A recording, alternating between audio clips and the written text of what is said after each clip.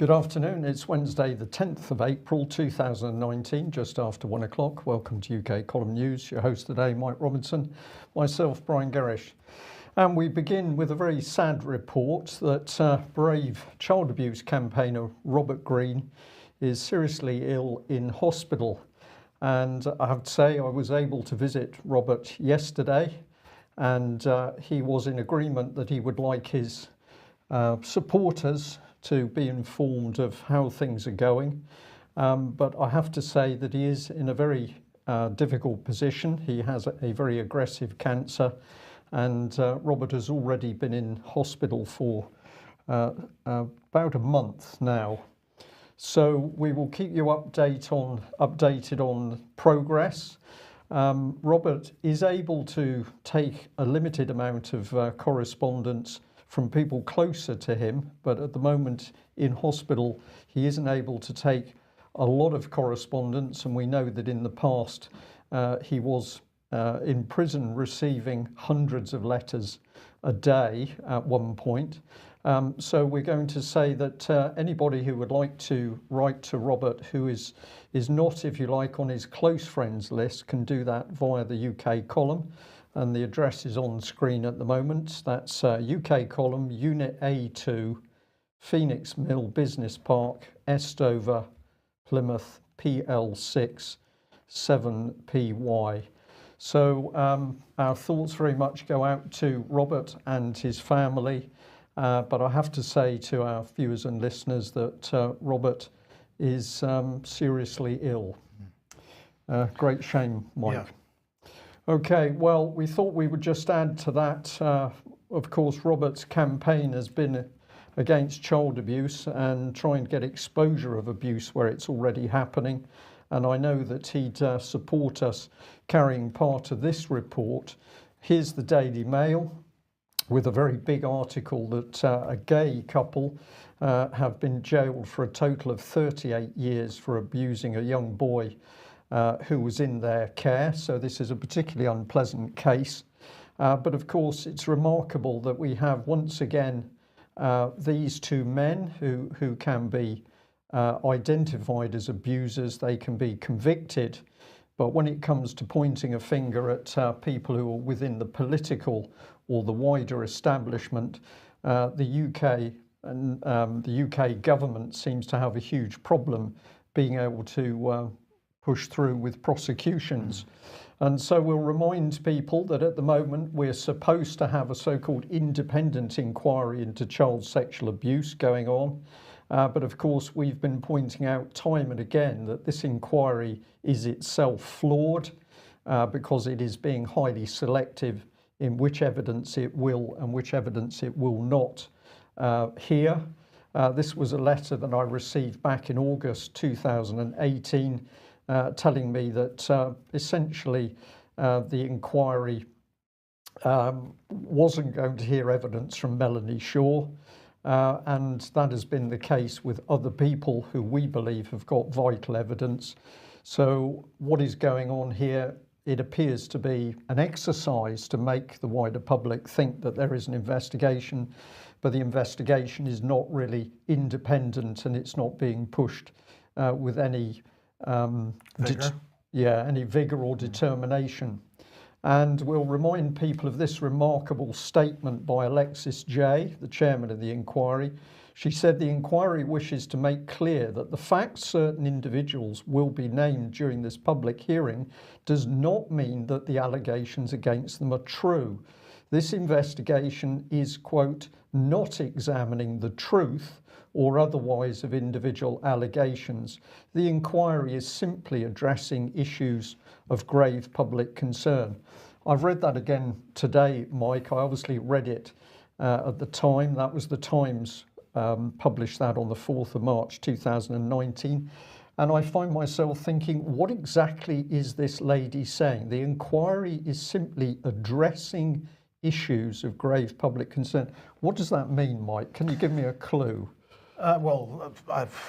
One thing it might mean is that they think that they're giving the public some kind of safety valve or some way of letting off steam. Yeah. The public believes that there's an inquiry going on, but the inquiry isn't really there to discover the truth. But yeah, don't worry about that, because they're at least helping the public come to terms with what's been going on. Okay.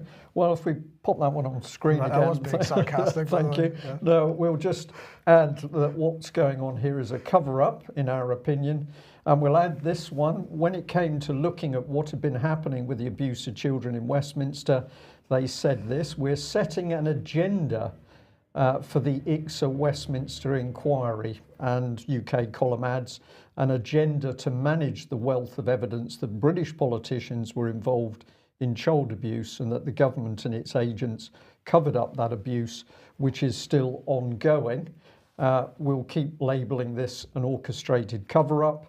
And we're going to remind people that, of course, we've had senior members of the intelligence services coming and admitting that the intelligence services knew children were being abused, but they did nothing because they felt that it would cause political embarrassment.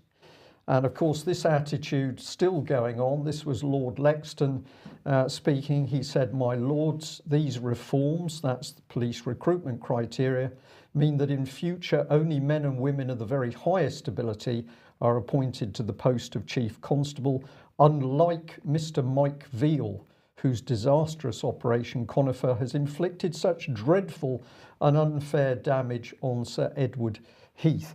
So the state, it seems to be constantly very nervous of any inquiries coming near politicians or higher members of the establishment, but the state can prosecute people, we will say, at the lower end of the spectrum, as they should, for the abuse of children, but we seem to have protection for those higher up. And I'm sure that Robin would like me to give a special mention to the BBC, which seems to work so hard to obfuscate any investigation of child abuse in the establishment. This was one of their documents going back to 2015, where they produced quite some text of all the different investigations going on. And then, of course, subsequently, we've heard almost nothing. And we just remind people that it was the Holly Gregg abuse case which first drew or caught Robert Greene's attention. And he's worked so hard since those early days, many years ago, to expose what is really happening to children within UK. And in the little embedded graphic on screen, we've given Melanie Shaw, Beechwood child abuse whistleblower and survivor. We've mentioned her. We're mentioning the cover-up of abuse at Oxford and Cherwell Valley College. We're also mentioning Ben Fellows, who had to go to court to try and clear his name effectively after speaking out on abuse. And we still, of course, are deeply concerned with what happened with the abuse of the two youngsters in Hampstead. So all of this is very much still going on. But as we say here, there's no effective action by the government, the police, ICSA, or the child abuse agencies or charities to protect children. And as a last comment, Robert thanked all of you who have sent him cards. Those were a big boost for him. I asked him if he had any message to people who were supporting him in his work, and he said, "I'd simply like all those people who are still concerned about what's happening to children in Britain to do their best to speak out for those children and to get the law, the proper law imposed to tackle those crimes." So a very emotional statement from Robert Greene. And of course, he's worked so hard to try and do something about this. Okay, let's move on to the online harms white paper. We mentioned this on Monday, had quite a segment on this on Monday. This is potentially the complete shutdown of free speech in this country. But anyway, we're going to have a major section on this on the UK Column website by the weekend. But in the meantime, I just want to remind everybody, of course, the release of the white paper on Monday begins a 12-week consultation process. And so I want to encourage everybody, or as many people as possible, to get involved in that consultation process. But I thought we would just have a look through a couple of the comments that various people have made subsequent to the release of the white paper. So here's Damien Collins, who's the chairman of the Digital Culture, Media and Sports Select Committee. He said, "I'm pleased the government has accepted the central recommendation of the DCMS Select Committee's report on disinformation and fake news that social media companies should have a legal liability to take down harmful content hosted on their platforms." So he's certainly explaining what the real target of this is. It's not child abuse, it's disinformation and or at least what they describe as disinformation and fake news. He said, "We made the case for funding for the regulator to come not from the taxpayer but from a levy paid by social media companies that operate here. We're pleased that that's been adopted. The Select Committee will be holding evidence sessions with government ministers and regulators to discuss the white paper during the consultation period. In particular, we're keen to understand how quickly they'll move to publish draft legislation and introduce it to Parliament. There is an urgent need for the new regulatory body to be established as soon as possible." And this is a theme, this urgency, and we'll come on to that a little bit more in a second. Disinformation, he said, is clearly harmful to democracy and society as a whole. The social media companies must have a responsibility to act against accounts and groups that are consistently and maliciously sharing known sources of disinformation. Right. Okay, so he then complained that the white paper doesn't address concerns raised by the Select Committee for the need for transparency for political advertising and campaigning on social media. But don't worry, because that's going to be addressed separately by the Cabinet Office. Of course it is. What is the Daily Mail talking about with respect to this? Well, they're reinforcing Damien Collins' issues here. Racist tweets aimed at footballers are still online up to 5 years after being posted, despite Twitter's pledge to take action. So Daily Mail not concerned about the potential ramifications for free speech here. They want Twitter and Facebook and so on to go through every historical tweet that's ever been made or Facebook post that's ever been made and make sure that the internet is retrospectively regulated. And make sure that stuff that nobody's ever going to see again unless they specifically go out of their way to discover it, make sure that that's all removed. Now, Norman Lamb, then, he's chair of the Science and Technology Committee. He said, "We're pleased to see the government has decided to make a duty of care a central focus of white paper." Now, of course, the duty of care aspect of this is the justification for the whole thing because they're really trying in the beginnings of the report trying to present this as being some mechanism for preventing abuse of children, for preventing suicide and preventing self-harm and so on. Norman Lamb very excited about that. Now, the Guardian's coverage of this, they said the Guardian view on online harms, a white paper, grey areas. There was one paragraph that struck me on this. They said, "There is no doubt that some forms of disinformation, such as anti-vaccination propaganda, do serious harms both to individuals and to society as a whole. But does the government really want fines levied on the executives of YouTube when the platform promotes conspiracy theories or anti-vax videos? Regulating the internet is necessary, but it won't be easy or cheap. Too much of this white paper looks like an attempt to find cheap and easy solutions to really hard questions." Well, The Guardian is missing the point completely there. This isn't about cheap and easy. This is about fast. This has been an issue that the UK government has been pushing since David Cameron made a speech to the UN General Assembly. I thought it was 2015. In fact, it was 2014 when I went and checked yesterday. So this has been something that's been on their radar since 2014. They've got themselves to the point now where they're almost in a state of desperation to get any counter-narrative to what's coming out of Westminster shut down as quickly as possible. Yeah. So this isn't about cheap and easy. This is about fast. Yeah. And why has this occurred, Mike? It's occurred because basically social media, which did have some, we'll call it some holes in the beginning, but many people are putting out very good quality reports.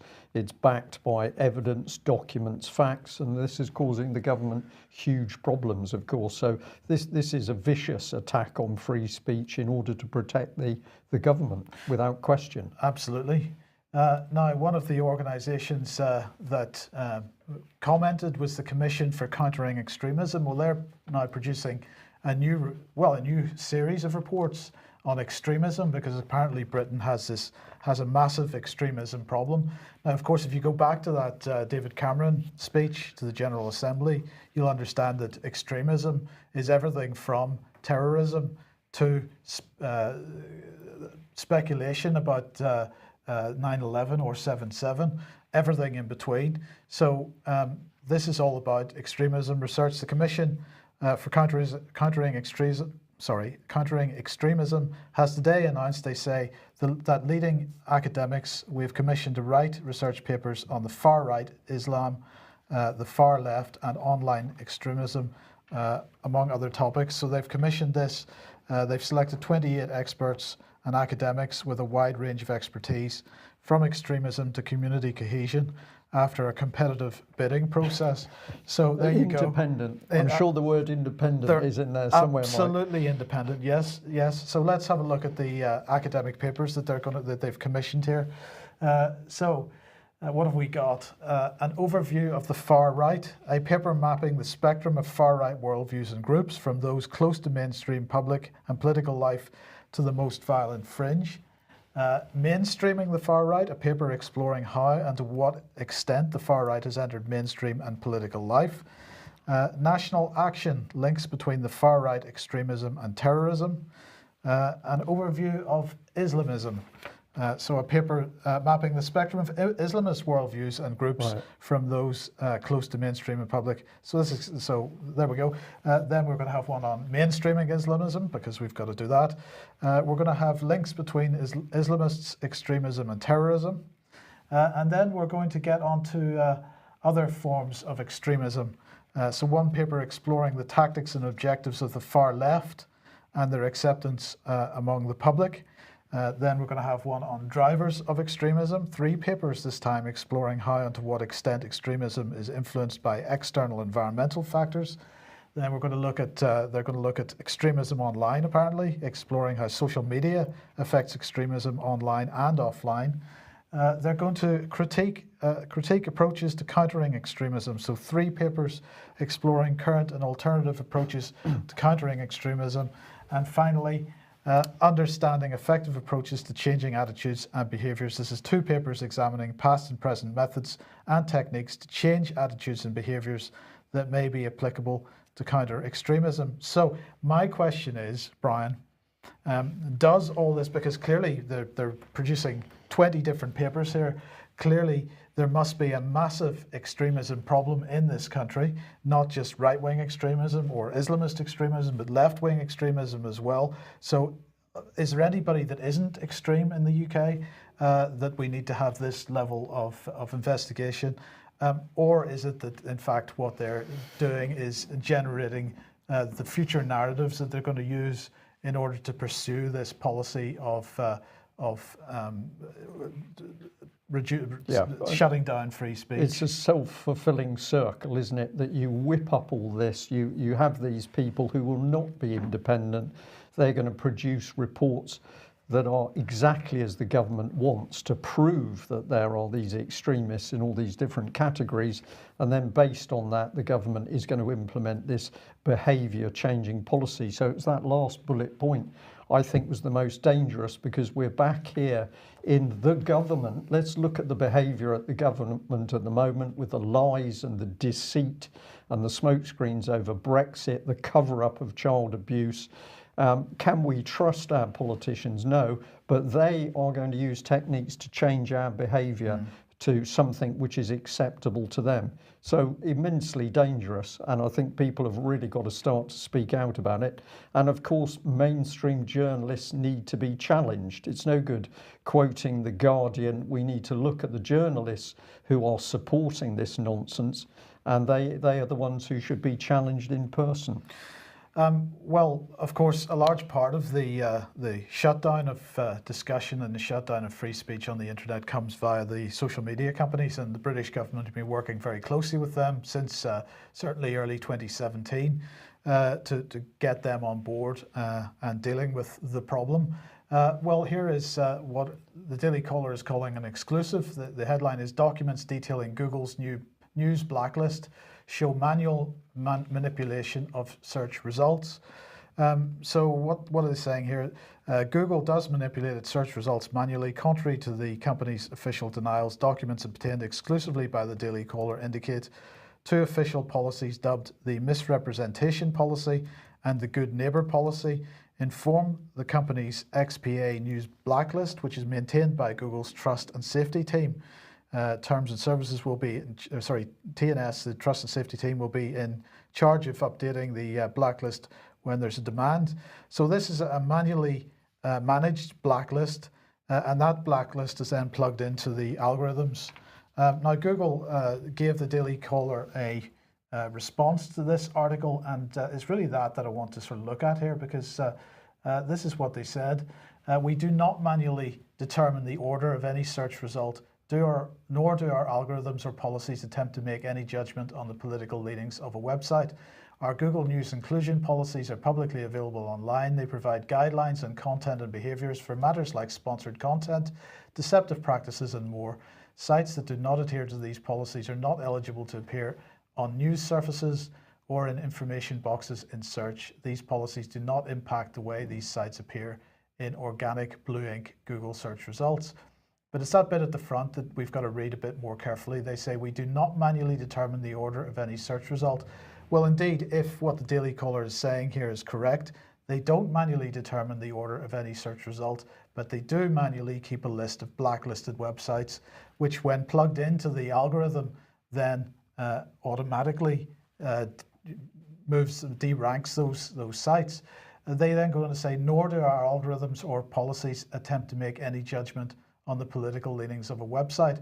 Well, indeed, the algorithms don't, because that's a manual process which seems to be run by this trust and safety team. So that is quite a carefully crafted response to make it appear like a denial, but in fact it denies nothing that the Daily Caller has alleged here.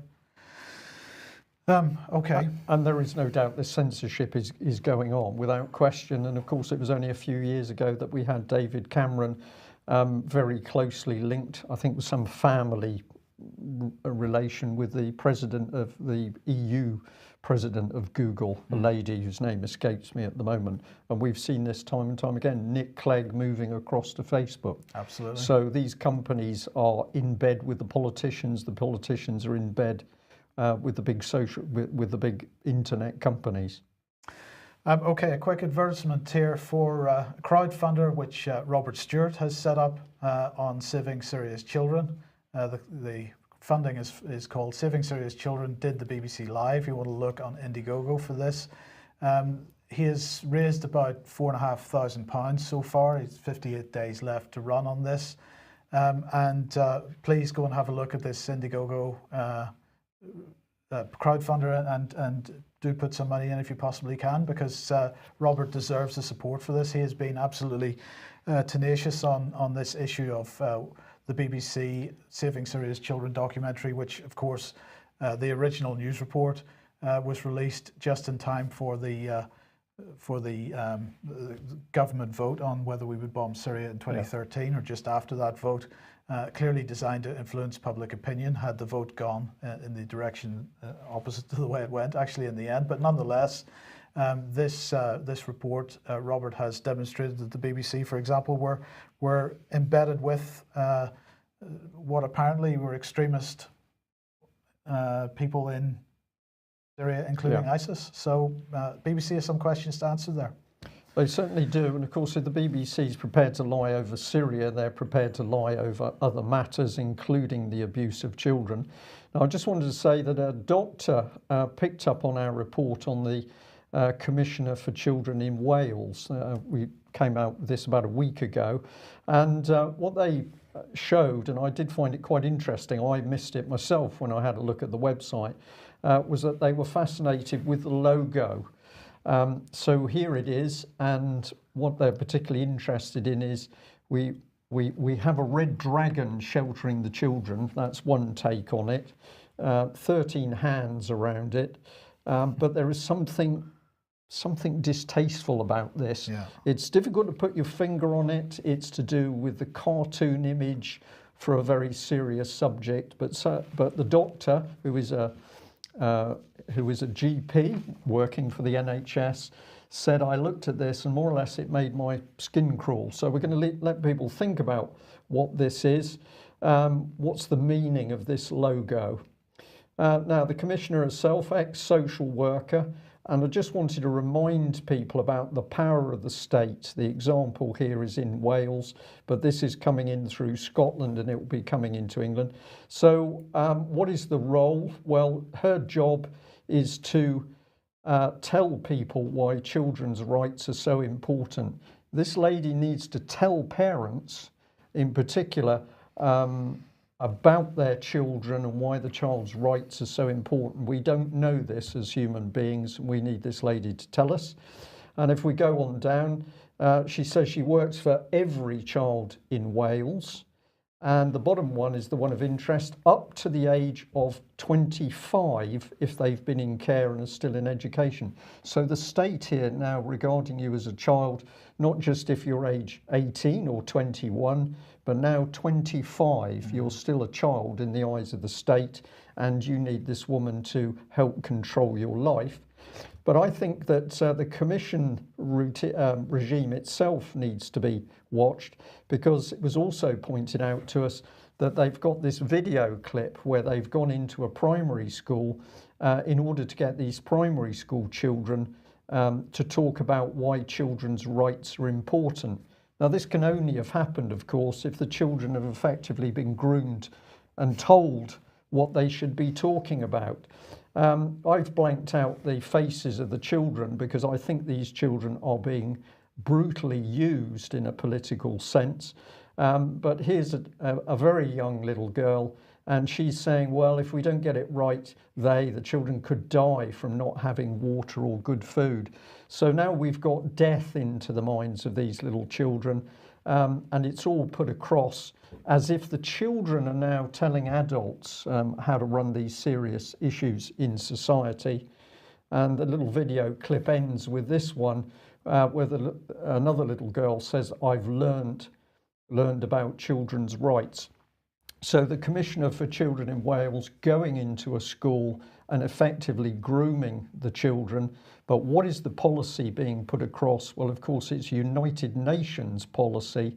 And this, of course, we're now seeing through a lot of British political policy, but it's also coming to the surface in many other countries as well. Mm. Well, Brian, good news. Theresa is in Brussels, wondering what she's going to do now. She's there to meet Donald Tusk. And of course, there's a European Council, an emergency European Council meeting this evening on Article 50. Well, she's there to try and get an extension. She's hoping for a short extension. The EU more likely to offer a long extension of about a year.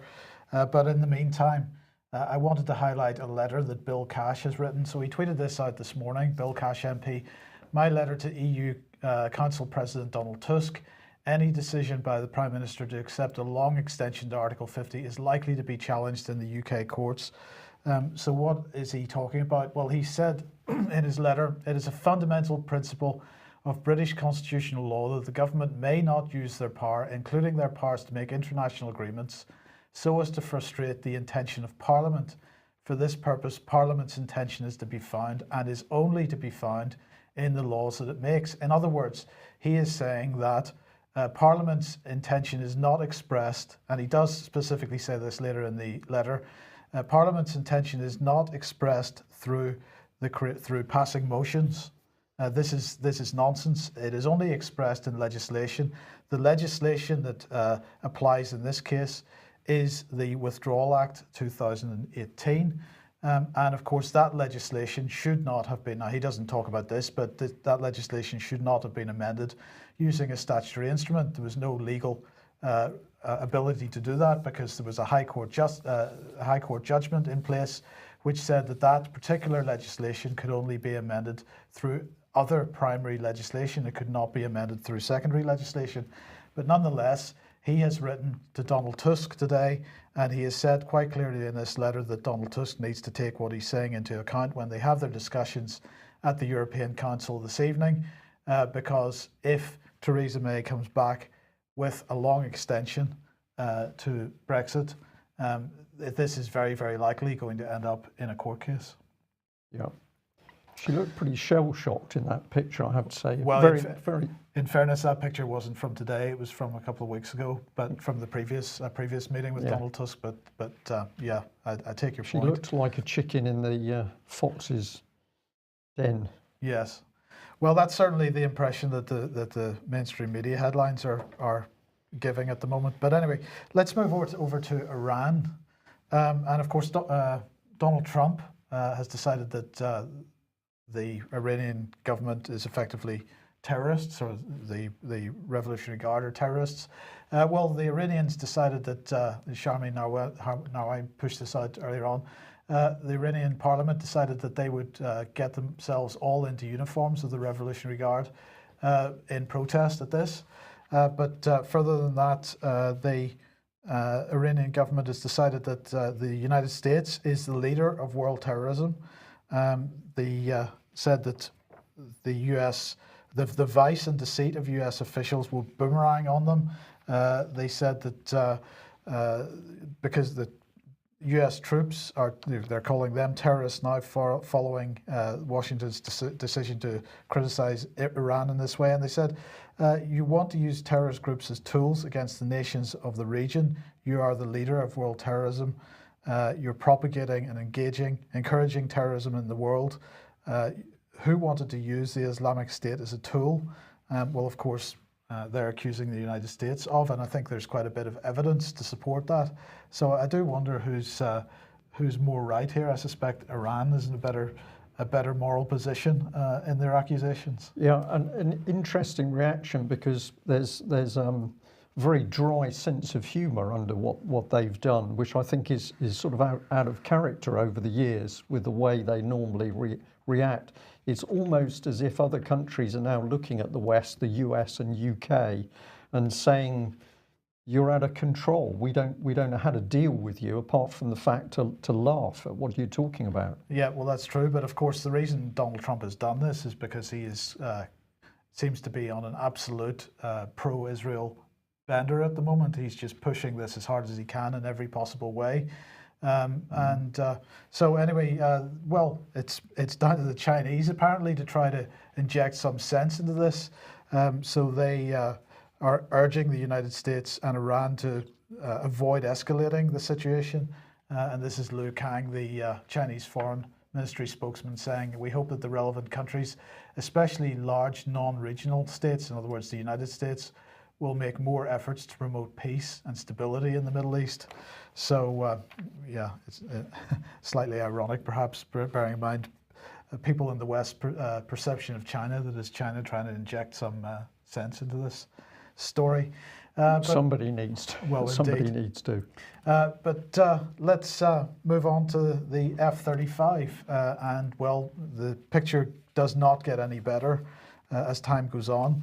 So one of the first 13 F-35As that Japan has taken ownership of has crashed into the sea off the Aomori prefecture. This was on Tuesday evening. It was announced yesterday. It was reported yesterday by the Defense Ministry.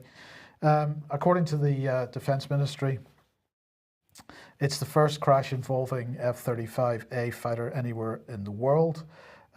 They found a section of the tail, but they haven't found the rest of the aircraft yet. And more seriously, they haven't found the pilot yet, which is a bit sad. So it was one of 9 F-35As that were assembled and checked prior to delivery by Mitsubishi. They had taken the F-35 from Lockheed Martin. They had assembled it, they checked it. There are another 4 that Japan owns that were assembled and checked in the United States.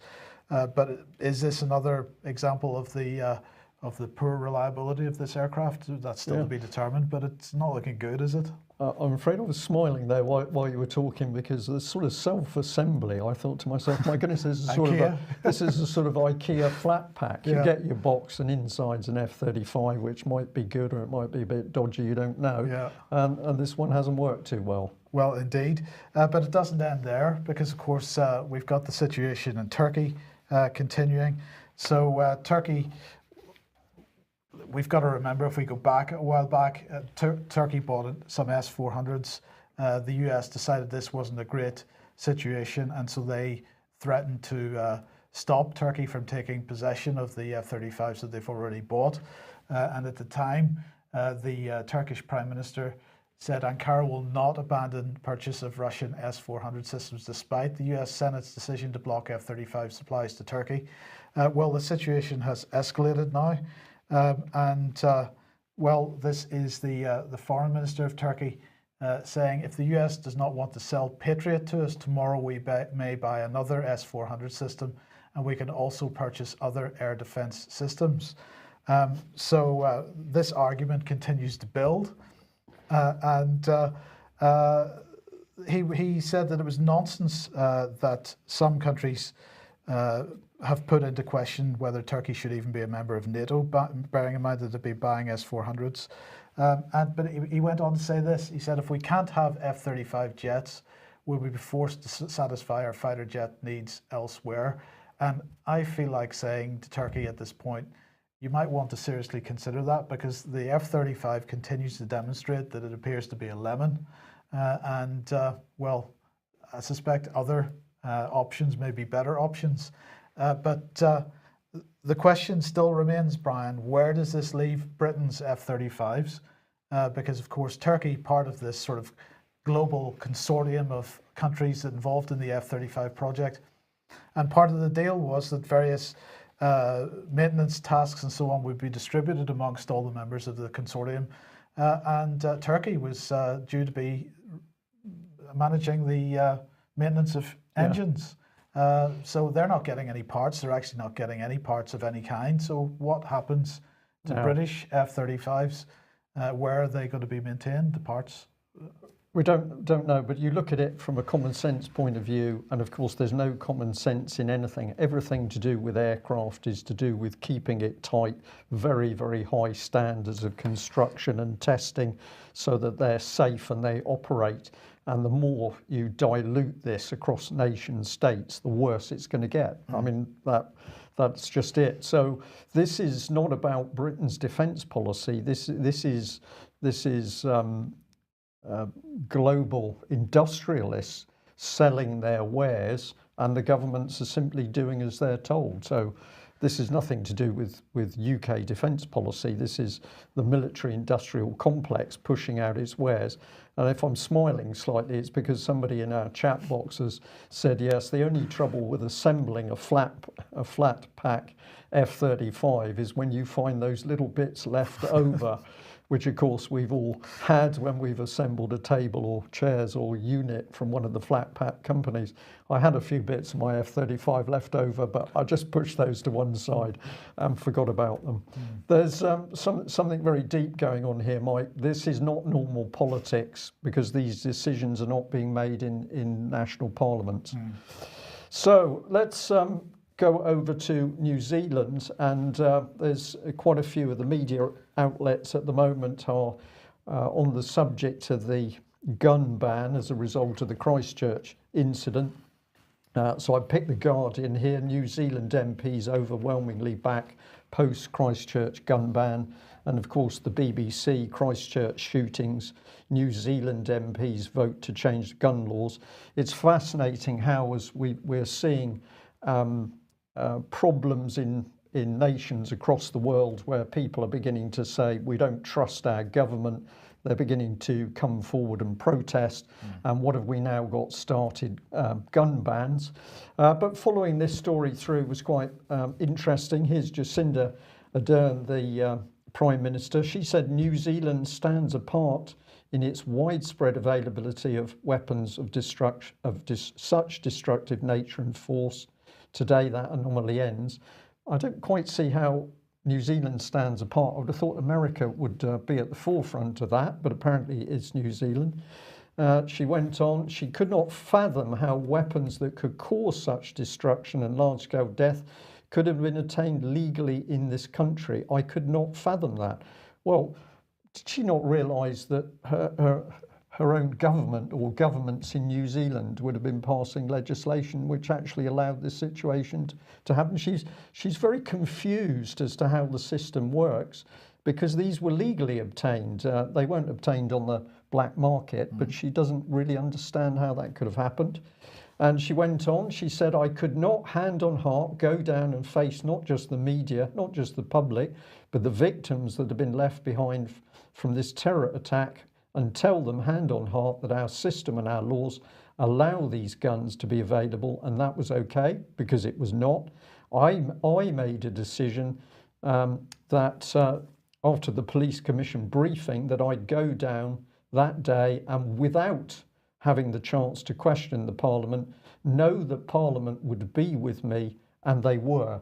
Now, this is a very strange article because it ends without giving you any detail of what they're talking about, but I think what they're talking about is she went down and told the public that she was going to get rid of these guns, and then miraculously Parliament votes 99.9% for banning these automatic weapons. So we've got a Prime Minister who simply dispenses with Parliament and says what's going to happen. Yes. It's very strange stuff. Now, I found this article, which I found very, very interesting, by a lady called Kate Hawkesby. Why Jacinda Ardern will be a one-term Prime Minister. Now, this is what she had to say. She'll be a one-term Prime Minister not because she's no good, quite the opposite, because she's a rock star who's ready to move on. That's an interesting description. Then it gets better. Why? Because when you're this young and you make this big of an impact internationally, when you are lauded on the international stage to the degree she's been this year, you strike while the iron is hot. The spotlight is on her, and it's a good time to be a woman, and a competent one at that. What is the world desperate for right now? Capable, compassionate women, box ticked. If the UN aren't sniffing around her yet, I'd be surprised, and if they are, my pick is she'll go. Ardern's had a taste of the international scene. She's handled it with aplomb. Everything the UN stands for aligns with her own beliefs. She's big on ideology, a fan of discussion and consultation. She's empathetic, perfect UN material. Well, that explains why she sidelines Parliament then. She's only 38 years old, so this isn't a question of her ideology. This is a question of her following United Nations ideology. That's the bit I think is really interesting. And of course, remember that we're talking about the sheer amount of UN policy which is now being implemented in this country without any discussion with the wider public. And I'm going to thank one of our viewers for this story here from the Mail. The government's plan to ban junk food adverts before 9 p.m. will cut just 2 calories a day from children's diets, according to its own research. Now, this is a very puffed up article, but it has to be said that it's amazing that the government is getting very excited all of a sudden about junk food, and it's going to look after our health, and it's going to tackle obesity. There's a nice children's cartoon there, and what was of great interest was the little clip I've got on screen showing a children's park. And of course, we've only got to go back a little bit, 2010, to see reports that 144 school playing fields were going to be sold off. And this is a direct result of government education policy. And we're also seeing green spaces rooted out of city areas, and all of those green areas which get people out and about and get children exercising, those are all going as a result of government policy, which then points a finger and says, you're all too fat. Right. So they get rid of the playing fields, they get rid of the exercise, then they complain that people are too fat, then they've got to impose some kind of draconian behavioural change. Indeed. Yes, you can see how that works. We can. And we'll just end on this one. And thank you to a doctor that pointed this out to us. You can find this as a little YouTube video clip. But a couple of weeks ago, Rockland County, New York, declared county-wide state of emergency. And you say, what was this for? Well, it was this. They basically said that they were having such a problem with measles that if you had not been vaccinated, you were not to go in any public spaces. And if you did, you could be fined $500, I think it was $500 and or imprisoned. For 6 months? Up to 6 months? For up to 6 months, yes. Yeah.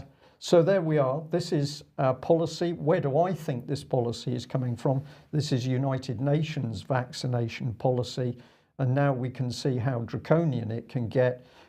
I mean, we've had measles around for quite a few years, can be a problem, but the doctor in question said this is utter nonsense if you look at the efficacy of the vaccinations versus the danger of the disease.